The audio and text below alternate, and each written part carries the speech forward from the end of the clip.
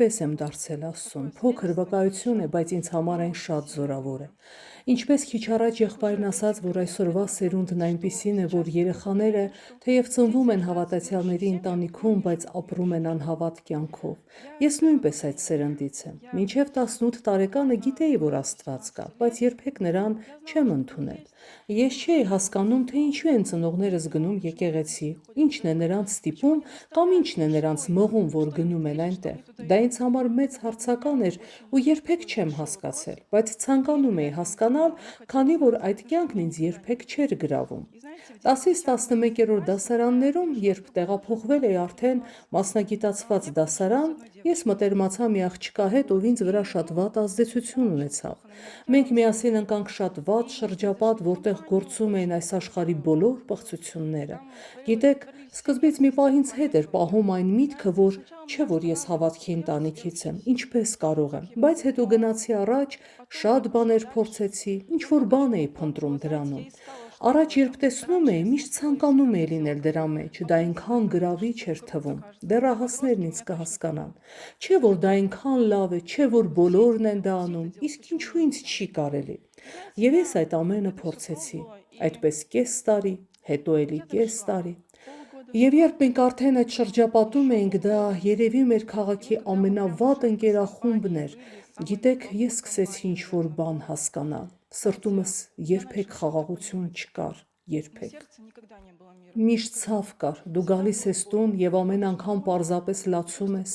քեզ մեղադրում են ամեն քայլափոխին, ամեն անկյունում, այո, դու այդ մարդկանց հետ անում ես ամեն բան, բայց հոգումդ անգամ փոքր-ինչ խաղաղություն չկա։ Դու մտել ես, բայց չգիտես ինչպես վերադառնալ։ Ծնողները շատ են աղոթել, մայրս ավելի զգացմունքային է, ի դեպ նրանք հիմա այստեղ են։ Մայրս միշտ փորձում էր ինձ հետ պահել բոլոր հնարավոր միջոցներով, իսկ հայրս, նա պարզապես աղոթում էր։ Նա երբեք ինձ չէր արգելում, միշտ ծնկների վրա էր ու պարզապես աղոթում էր ինձ համար։ Եվ գիտեք,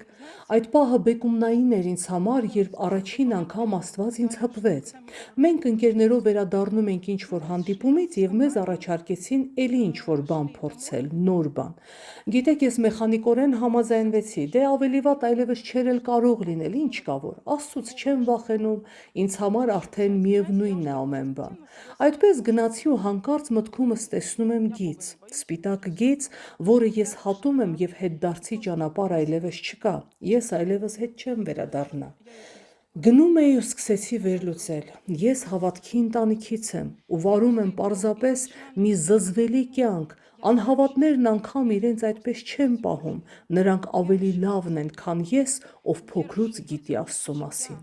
Եվ երբ մոտեցանք այդ վայրին, ընկերներս հարցրեցին, դե ինչ ամեն բան ուժի մեջ է։ Ես պարզապես ասացի, ոչ, շրջվեցի ու տուն գնացի։ Արցունքներս այնպես էին հոսում, ես այնպես էի ողբում, չէի հասկանում, թե ինչու։ Ես որոշում չէի կայացրել, որ գնում եմ Աստծո հետևից, ոչ, չկար նման բան։ Պարզապես լացում էի իմ ապրած սարսափելի կյանքի համար։ Ինչպես կարելի է այդպես ապրել։ Ինչպես կարելի է այդպես պահել ինքդ քեզ։ Ես շատ վատ էի զգում ինձ ծնողներիս, ընտանիքիս համար, որ նրանց անընդհատ դավաճանում եմ, դա իրականում շատ ցավոտ էր։ Եկա տուն ու թեև փոքրիկ, բայց այնուամենայնիվ որոշում կայացրեցի։ Սկսեցի հեռանալ այդ շրջապատից, մարդկանցից, դա տևեց կես տարի։ Դա դժվար էր ինձ անել, քանի որ իմ դասարանն ամենացուցամոլն էր դպրոցում, ու եթե ես հեռանայի միանգամից, ապա նրանք շատ ուժեղ կսկսեին ծաղրել ինձ, հալածել։ Ես այդքան ուժեղ չէի, որ պարզապես հեռանայի նրանցից։ Դպրոցի վերջին 2 շաբաթվա ընթացքում, այնուամենայնիվ, գտա այդ առիթը ընկերուս հետ բոլոր կապերը խզելու համար։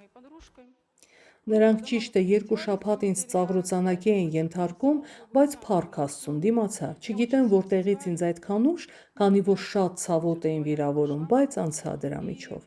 Դպրոցից հետո արդեն պետք էր ինչ-որ տեղ ընդունվել։ Աստծո մասին մտքեր ինձ մոտ այդպես էլ չծագեցին, ինչպես ապրում էի մինչ այդ, այդպես էլ շարունակում էի ապրել։ Երբ գնացի փաստաթղթերս հանձնելու, այնտեղ շատ մարդիկ կային։ Նկատեցի մի աղջկա, գիտեք, հավատացյալները միշտ միշտ են տարբերվում, ոչ միայն արտաքինով, կարող է նաև դեմքով, հոգով։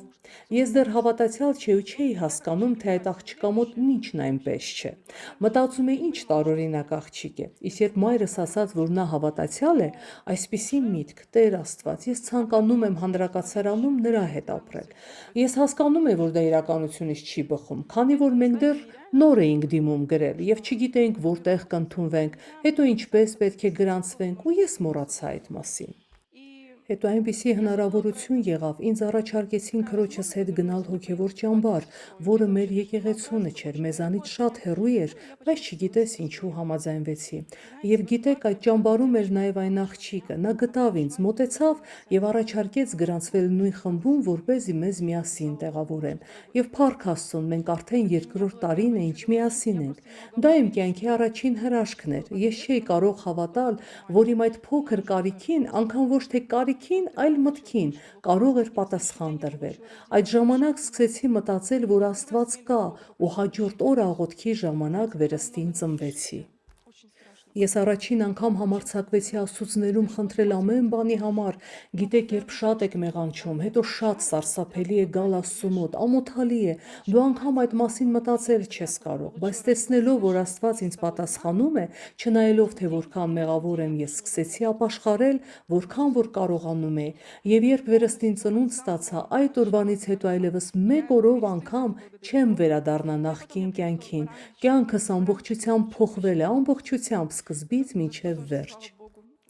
Ես չեմ դադարում դրա համար գոհանալ Աստծուց։ Հետո եկա այստեղ եւ մկրտվեցի Սուրբ Հոգով, եւ ահա այս 2 տարիների ընթացքում Աստված ինձ շատ բան է սովորեցրել։ Սովորեցրել է չդատել ոչ մեկին։ Ես նայում եմ ուրիշներին, որ մի բան այն չէ, հետո տեսնում եմ, որ ես էլ նույնն եմ։ Ես ոչ մեկից ավելի լավը չեմ եւ մինչեւ հիմա սովորում եմ դա։ Ամեն։